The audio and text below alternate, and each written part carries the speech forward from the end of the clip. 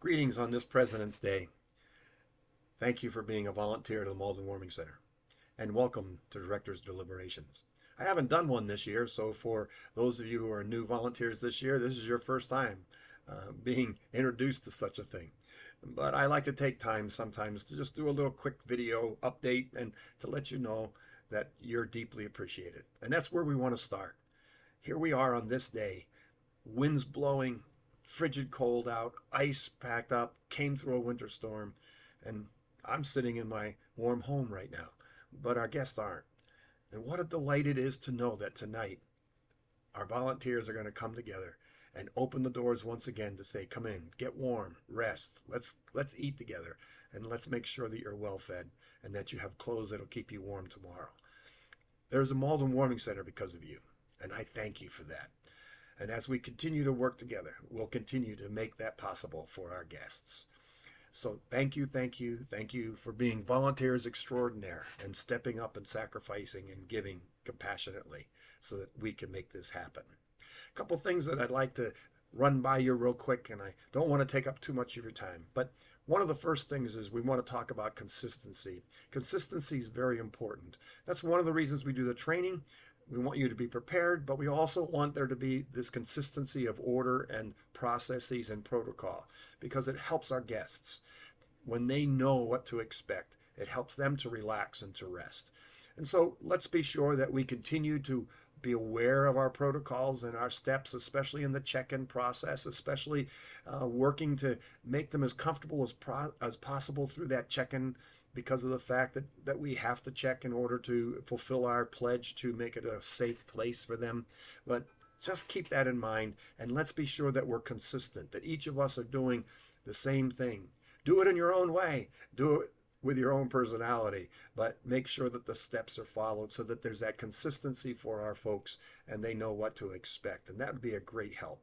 We also need your help with a couple of other needs. First, I want to really ask you to consider the morning shift.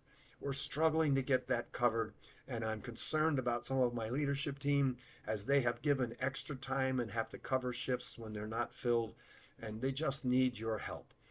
This is a critical time. They're getting ready to leave. The breakfast is happening, and we want to send them out prepared for the day as much as we can.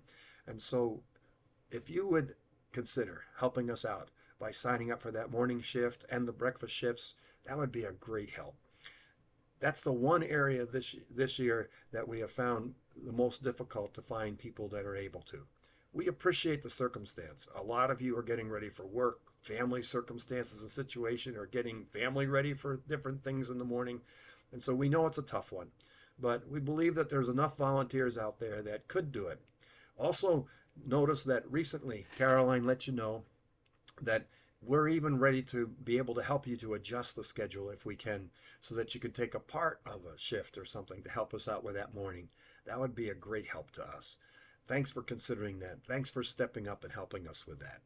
Also, I'd like to ask you to be careful about something and to help us with something. And that is that I know there are times when you see a need at the warming center, or you see one of our guests having a need, or you're maybe working and all of a sudden you can't find something and you immediately think, oh, we don't have that and we need those things. That you take the initiative to post that or to send it out to others or to make the public aware of it.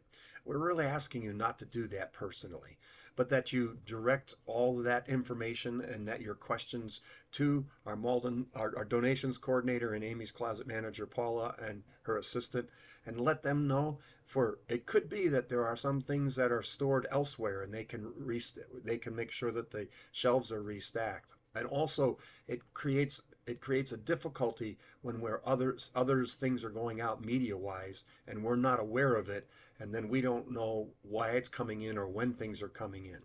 So we just appreciate the fact that you can celebrate in your own media processes that you volunteer at the Malden Warming Center. Please do that, but just be careful about saying, oh, we need this, or this is our last one of these, or those type of things. If you happen to work in Amy's closet or the kitchen and you notice that some of those things are either in low supply or you think they might be in low supply, let us be aware of that. Tell us, tell the kitchen coordinator or the Amy's Closet coordinator, tell them about it so that we then can use our media processes to get the information out.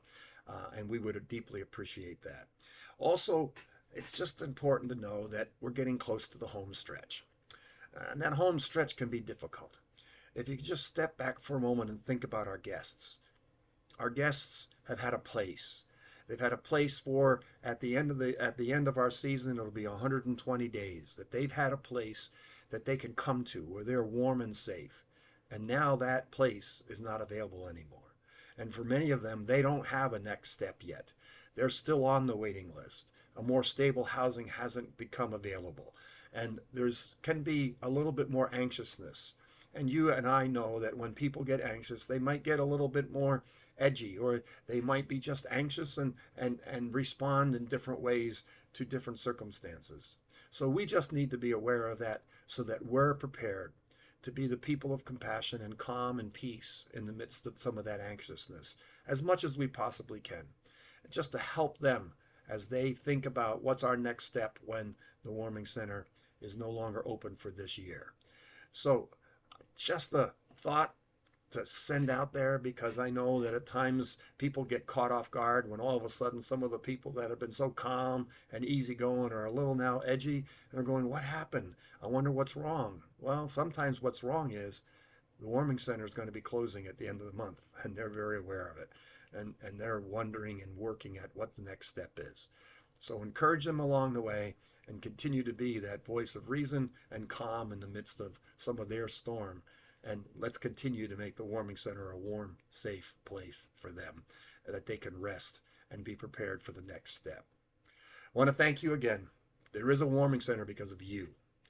And I deeply appreciate you coming alongside and sacrificing your time.